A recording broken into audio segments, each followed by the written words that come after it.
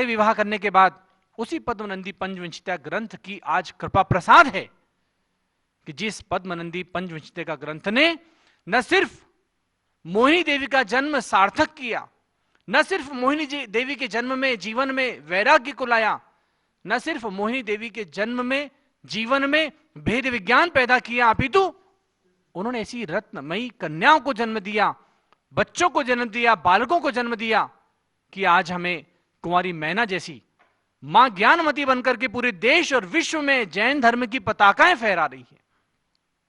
एक ग्रंथ पद्मनंदी पंचविंशतिका दहेज में प्राप्त हुआ, उसके स्वाध्याय से लेकर के आज तक रत्नमती माता जी ने तो वैराग्य प्राप्त कर लिया, दीक्षा ले ली, लेकिन ज्ञानमती माता जी ने 500 ग्रंथों को रच दिया। उसी ज्ञान को आगे बढ़ाते बढ़ाते आज पूरी दिगंबर जैन समाज को 500 ग्रंथ प्रदान कर दिए। ये थी ज्ञान की एक बहुत बड़ी पराकाष्ठा, जो बीजारोपण आपके सामने दिख रहा है कि किस प्रकार से मां ने पद्मनंदी ग्रंथ अपनी बेटी को पढ़ाया था और आज उसी बेटी के उस ज्ञान ने आज कितना बड़ा वृक्ष खड़ा कर दिया कि 500 ग्रंथ लिख करके हमारी समाज को प्रदान किए। बंधु, आज ऐसे पूज्य पिता, वो भले जहां भी हो, वो याद नहीं कर रहे। सबका संसार अपना अपना होता है। हमारा यहाँ संसार है, हमें यहाँ माता जी मिल गई, हमें अपने पिता मिल गए, हमें परिवार मिल गया, व्यापार मिल गया, नौकरी मिल गई, बच्चे मिल गए, पत्नी मिल गए। हम सब लोग अपने अपने कार्य में लिप्त हो जाते हैं। लेकिन इसी प्रकार से छोटेलाल जी भी जहां गए, उन्हें भी अपना कुछ परिवार मिल गया होगा, उन्हें स्वर्ग में अपने साधन मिल गए होंगे, और निश्चित रूप से वो स्वर्ग में आज उन साधनों का उपयोग भी धर्म के कार्य के लिए कर रहे होंगे, भक्ति गंगा के लिए कर रहे होंगे, आत्मा को पवित्र बनाने के लिए कर रहे होंगे, क्योंकि वो आत्मा ही ऐसी दिव्य थी जिन्होंने कुमारी मैना जैसे, कुमारी माधुरी जैसे, कुमारी मनोवती जैसे और ब्रह्मचारी रविंद्र कुमार जैसे महान शिष्यों को, बच्चों को जन्म दिया, जो आज पूरी दिगंबर जैन समाज का गौरव बनकर के हमारे सामने है। तो बंधुओं, ऐसी पूज्य माता जी अनंत उपकारी हैं, और केवल एक ही शब्दों में अंत में समापन करते हुए माता जी के प्रति भी महान कृतज्ञता ज्ञापित करते हुए पूरी देश की जैन समाज, अजैन समाज, हर परिवार और बच्चे को एक प्रेरणा देना चाहेंगे कि क्या हम अपने माता पिता का इस प्रकार सम्मान करते हैं, जो आज 88 साल के बाद भी ज्ञानमती माता जी जैसी महान साध्वी होकर अपने पिता की स्मृति को याद कर रही हैं। गृहस्थ मोह के कारण नहीं, लेकिन एक आदर्श पिता के नाते आज वो अपने पिता को, अपनी मां को याद करती हैं। दीक्षा का दिवस मनाती है माता का, गृहस्थ दिवस आज पुण्यतिथि है, उस पुण्यतिथि की बात करती हैं। तो बंधु, ऐसे प्रेरणास्पद उदाहरण हमें लेना चाहिए, आदर्श अपने जीवन में ग्रहण करना चाहिए, और हमें भी अपने माता पिता का जीवन होते होते उनका आदर सम्मान करना चाहिए। और न सिर्फ इतना ही, बल्कि उनके मरने के बाद भी अनेक वर्ष भी हो जाएं, तब भी हमें अपने माता पिता की स्मृतियों को याद रखना चाहिए, उनके उपकारों को याद रखना चाहिए, और उनके गुणों में हमेशा अनुराग करना चाहिए। इन्हीं मंगल भावनाओं के साथ आज पिता श्री छोटेलाल जी के प्रति हार्दिक विनय से श्रद्धांजलि अखिल भारतवर्षीय दिगंबर जैन युवा परिषद की ओर से और हमारे दिगंबर जैन त्रिलोक शोध संस्थान की ओर से, भगवान ऋषभदेव मूर्ति निर्माण कमेटी आदि सभी संस्थाओं की ओर से आज हम पिता श्री छोटेलाल जी को बहुत ही हृदय से, आत्मीयता से याद करते हुए उनके चरणों में नमन करते हैं और उनके प्रति श्रद्धांजलि अर्पित करते हैं। जय। बंधुओं, संसार के अंदर एक सूक्ति कही जाती है, उन्नतम मानसम यस्य भाग्यम तस्य समुन्नतम। अर्थात जिनका मानस, जिनका हृदय, जिनके अंतर की भावनाएं महान होती हैं, विशाल होती हैं, उदार होती हैं, उनका भाग्य भी विशाल, महान, उदार, उन्नत होता है। पिता छोटेलाल जी की आज पुण्यतिथि है। सन 1969 में 25 दिसंबर के दिन उन्होंने अपने नश्वर शरीर का त्याग किया। संसार में आकर जन्म लेने वाले का मरण तो अवश्यंभावी है, लेकिन पिता छोटेलाल जी को इसलिए स्मरण किया जाता है कि उन्होंने संस्कार दिए। सन 1905 में उन्होंने बाराबंकी जिले के टिकैत नगर ग्राम में, जो पूर्वी उत्तर प्रदेश के अंदर है, वहाँ पर लाला धन्य कुमार जी श्रेष्ठी के मंझले पुत्र के रूप में जन्म लिया। इनके बड़े भाई का नाम था बब्बू मल जी। और इनके छोटे भाई का नाम था बालचंद जैन और इनका स्वयं का नाम छोटे लाल था। और इनका विवाह हुआ महमूदाबाद जिला सीतापुर की सुखपाल दास जी की कन्या मोहिनी जी के साथ। अच्छी गृहस्थी चल रही थी, लेकिन इनकी प्रथम कन्या जो सन 1934 में जन्मी, यानी सन 1932 में इनका विवाह हुआ। सन 1934 में प्रथम फूल के रूप में, प्रथम संतान के रूप में मैना ने जन्म लिया और 18 वर्ष पूर्ण करते करते जब उन्होंने घर का त्याग किया, ब्राह्मी सुंदरी चंदनबाला के मार्ग पर चली, तब उनके जीवन में एक भूचाल आ गया। भूचाल से मतलब है कि उस समय तक कन्याओं को घर से बाहर ही नहीं निकलने दिया जाता था और मैना का पुरुषार्थ इतना प्रबल था कि उनको कोई भी मोह, कोई प्रेम, कोई वात्सल्य उनको हरा नहीं सका और वे जीत करके मोक्ष के मार्ग पर चल पड़ी। तब छोटे लाल जी को एक धक्का भी लगा बहुत, लेकिन उसके बाद जब मैना से बनी ज्ञानमती जी की बातें सुनते थे तो प्रसन्न भी होते थे और कहते थे मुझे नहीं पता था कि मेरी कन्या इस तरह से एक दिन नाम को रोशन करेंगी और अपने ज्ञान का अलग सारे संसार में जगाएंगी। जबकि उनके जीवित रहते हुए इन्होंने आरिका के व्रतों का पालन करना, शिष्यों को पढ़ाना, शिष्यों को घर से निकालना, मोक्ष मार्ग में लगाना, इतना कुछ किया था। लेकिन आज की स्थिति में जब वो स्वर्ग से देख रहे होंगे, मेरी पुत्री के रूप में जन्म लेने वाली एक मेरी मैना ज्ञानमती माता जी ने विश्व के सबसे ऊंचे भगवान बना दिए, विश्व का एक रिकॉर्ड स्थापित कर दिया 500 ग्रंथों को लिख करके।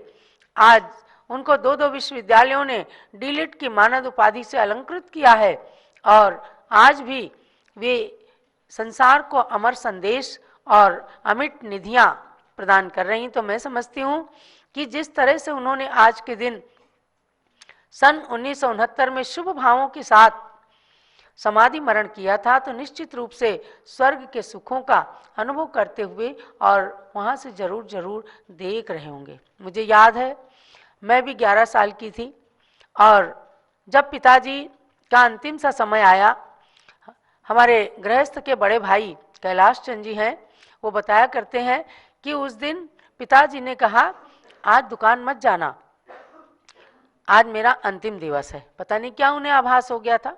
महापुरुषों को ऐसा कुछ आभास हो जाया करते हैं। और उनके सबसे छोटे पुत्र रविंद्र कुमार जी थे, ये लखनऊ यूनिवर्सिटी में पढ़ते थे विश्वविद्यालय में। तो पहले ऐसे व्यक्ति थे टिकैत नगर के जिनको विश्वविद्यालय में पढ़ने के लिए भेजा गया था। मैं समझती हूँ पूरे टिकैत नगर के अंदर ही। तो कहते थे कि बेटा ऐसा ना हो कि मैं चला जाऊं, तुम लखनऊ में ही बने रहो। पर ऐसा कुछ रहा, बड़े दिन की छुट्टियां थीं और रविंद्र कुमार जी भी आए, यानी उनके चारों पुत्र उस समय मौजूद थे और ज्ञानमती माता जी का स्मरण कर रहे थे। मेरी ज्ञानमती माता जी को दिखा दो मुझे। तब उन्हें एक ब्रह्मचारिणी जो टिकैत नगर में थी उनको उपस्थित किया गया, कहा गया ये आपकी माता जी हैं। बोले नहीं, ये हमारी माता जी नहीं है। यानी अंत क्षण तक, अंतिम क्षण तक उनकी स्मृति एकदम अच्छी थी। फिर उन्हें ज्ञानमती माता जी की पिच्छी से उनके माथे को स्पर्श कराया गया और उन्होंने बहुत ही प्रसन्नता के साथ बोलते बोलते अपने नश्वर शरीर का त्याग किया। उस समय मैंने देखा कि माँ मोहिनी जी ने जो हम सब की माँ बन करके और जगत माता बनी, उन्होंने हम बच्चों को भी रोने नहीं दिया। बोले नहीं अभी रोना नहीं है, और पिता के सामने उन लोगों को बिल्कुल नहीं खड़े होने दिया जो रो रहे थे या जो मोह में संलग्न हो रहे थे। ऐसी ज्ञानी थी वो।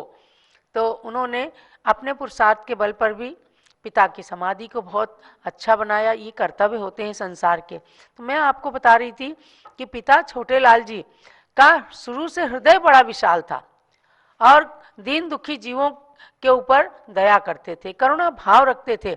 यदि कोई कुछ भी मांग ले तो उसको वो देने के लिए तैयार रहते थे। यहाँ तक कि सुना है हमने कि अगर दुकान से कोई भी व्यक्ति कपड़ा वपड़ा चोरी करके और अपने कंबल में अंदर कोई छिपा ले और देख भी लिया है तो भी कहते थे इसको ज़रूरत है ना, ले जाने दो, मैं इसको कुछ भी नहीं कहूँगा।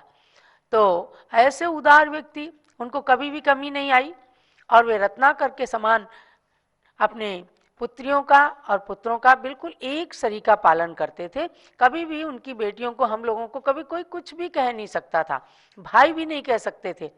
तो कहते थे तुम्हारी संतानें होंगी, तुम करना, डांटना, हमारी बेटियों को डांटने का किसी को अधिकार नहीं। ऐसे पिता का स्मरण हम लोग इसीलिए करते हैं कि हमें ऐसे संस्कार दिए कि हम कम से कम मोक्ष मार्ग में लगे हैं।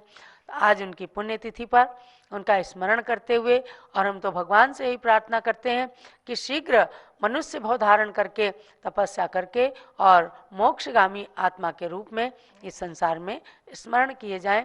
ऐसे पूज्य पिता छोटे लाल जी का की पुण्यतिथि हम सब के लिए और पूरे परिवार को संबोधित करते हुए मैं कहती हूँ सबके लिए ये मंगलकारी हो। सब लोग अच्छे अच्छे संस्कारों से अपनी संतानों को संस्कारित करें, यही कहना है।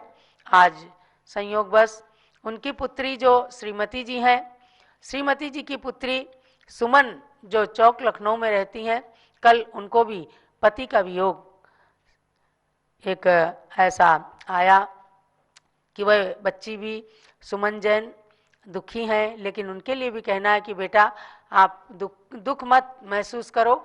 आज के दिन आपके नाना जी ने भी अपने नश्वर शरीर का त्याग किया था। जितना जिसके साथ संयोग होता है उतना ही संयोग रहता है। तो उस पद पर अपनी माँ के, अपनी मौसी जो ज्ञानमती माता जी और अपनी नानी जी जो रत्नमती माता जी बनी, उनके पद चिन्हों पर चलकर अपने जीवन का कल्याण करें, यही सुमन के लिए भी मंगल आशीर्वाद है। सिद्धेभ्यः ओम नमः सिद्ध। अध्यात्म संसार में साधु जीवन ऐसा है कि घर के परिवार के कोई भी हो उनसे कोई अपनापन नहीं रहता है, सारा संसार ही अपना है, वसुधैव कुटुम्बकम। फिर भी आज जो गृहस्थाश्रम में रह रहे हैं और जो अभी हमारे रविंद्र कीर्ति जी जिन्होंने भले ही घर का त्याग किया है लेकिन अभी थोड़ा बहुत संपर्क तो रहता ही है। मैं समझती हूँ कि आज 52 वर्ष हुए और वो घड़ी जिस समय उन्होंने मेरे को स्मरण करते करते अपना शरीर छोड़ा, और बचपन की जो याद आती है मुझे उनके धार्मिक संस्कारों की, कि जब वो बाहर में या सीजन के दिनों में, व्यापारिक दिनों में अधिक देर से भी दुकान से आते, 3 बजो 4 बजो कितने ही बज जाओ, और स्नान करके और कहते बेटी जाओ माली से चाबी लाओ, मंदिर खोलो, जब भगवान का दर्शन करेंगे जभी तो भोजन करेंगे, जभी तो पानी मिलेगा। और कंठ सूख रहा है। गर्मी के दिनों में और व्यापारिक सीजन के दिनों में, बैसाख जेठ आषाढ़ के महीने में अधिक देर भी कभी कभी हो जाती दुकान से आने में, 3-4 बजते, लेकिन बिना स्नान किए, बिना मंदिर का दर्शन किए कभी उन्होंने पानी नहीं पिया। ये एक उनके जीवन में मैंने देखा धार्मिक संस्कार, बचपन से माता पिता के द्वारा मिले हुए संस्कार और उनके द्वारा दिए गए संस्कार हम लोगों में, हम बालकों में, कि वही था कि माँ हमेशा कहती कि पहले मंदिर का दर्शन करके आओ, जभी पानी मिलेगा, जभी दूध मिलेगा, जभी चाय का में। और मैंने कई बार देखा है कि जब बाहर जाते कानपुर या कहीं व्यापार को, तो कहते देखो बेटी गेहूँ और चावल और दाल मिला करके रख देना। बाहर जाते तो अपने हाथ से स्टोव पर खिचड़ी बनाकर खाते, बाजार का नहीं खाते, जबकि कोई नियम नहीं था, कोई उसमें त्याग आदि की परंपरा भी नहीं थी, शुद्ध त्याग आदि की, लेकिन फिर भी अपने हाथ से बनाना, अपने हाथ से खिचड़ी बना के खाना, बाजारी भोजन नहीं करना बाजार का। तो बात यही है कि ये संस्कार जो है विरासत में उन्हें मिले, बिना दर्शन के भोजन नहीं करना, अपने हाथ से बनाकर खाना, कैसा भी प्रसंग आ जाए कहीं भी जाना बाहर आदि। इसके साथ में मैंने देखा कि उनको जो है मोह तो था, विरोध नहीं था। हमने घर छोड़ा तो बहुत रोए धोए भाग गए, 2 दिन तक गायब रहे और बाद में भी रोते आते रहते थे। और लड़कियों को हमारे पास किसी को आने नहीं देते, माँ को भी किसी को, कि तुम वहीं रह जाओगी। तो मोह था, विरोध नहीं था, धर्म से विरोध नहीं था। आखिरी में भी सन 69 में जब अभयमती जी की दीक्षा हो रही थी, महावीर जी में आए हैं, पीलिया हो गई थी, बहुत काफ़ी अस्वस्थ थे, फिर भी दीक्षा के समय आए महावीर जी में और दीक्षा देखी। तो बात यही है कि और जब मैंने सन 69 में माधुरी को थोड़ा सा अध्ययन आदि कराया था, आई थी अपने भाई के साथ में, और इन्हें रखना चाहा था लेकिन ले गए थे। तो बोले बेटी तू बहुत अच्छा किया जो भाग गया, नहीं तो तेरे भी केस नोच देती। क्योंकि अभयमती जो ब्रह्मचारिणी थी, मनोवती, सम्मेद शिखर जी में सन 1963 में मैंने सहज उनके केस नोच किए थे, बड़े बड़े बालों के। वो दीक्षा लेना चाहती थी तो उस समय वो जोर जोर से चिल्लाने लगे थे, देखो देखो दौड़ो दौड़ो, बचाओ बचाओ, मेरी बेटी को बचाओ। माता जी जो है ज्ञानवती माता जी मेरी बेटी को, मेरी मनोवती के केस उखाड़ रही, केस नोच रही हैं, जल्दी जाओ, दौड़ो दौड़ो, बचाओ बचाओ, ऐसा चिल्लाने लग गए थे। तो बात है कि मोह होते हुए भी, और उन्होंने धार्मिक संस्कार जो उनके थे अंतिम क्षण तक हम लोगों को याद करते रहे। तो बात यही है, और नमोकार मंत्र सुनते सुनते ही उन्होंने आज के दिन अपने नश्वर शरीर को छोड़ा है। तो इसे निश्चित है स्वर्ग में देव हुए हैं, क्योंकि धार्मिक संस्कार में पले और धार्मिक संस्कार से अपने बच्चों को पाला। तो ऐसे उनके प्रति जो है वास्तव में उनके प्रति जो हमारे रविंद्र कीर्ति थोड़ा बहुत स्मरण करके और कार्यक्रम करते हैं, तो मैं समझती हूँ कि उनके ऋण से वो ऋण नहीं हुआ जा सकता है। तो निश्चित है माता पिता के ऋण, और फिर धार्मिक संस्कार जो दिए, इसलिए विशेषता धार्मिक संस्कारों से हम लोगों को संस्कारित किया। सचमुच में ऐसे महापुरुष, मैं तो कहूँ कि सभी को ऐसे माता पिता मिले इसी भावना के साथ। आप सबके लिए बहुत बहुत मंगल, प्रेरणा और आशीर्वाद।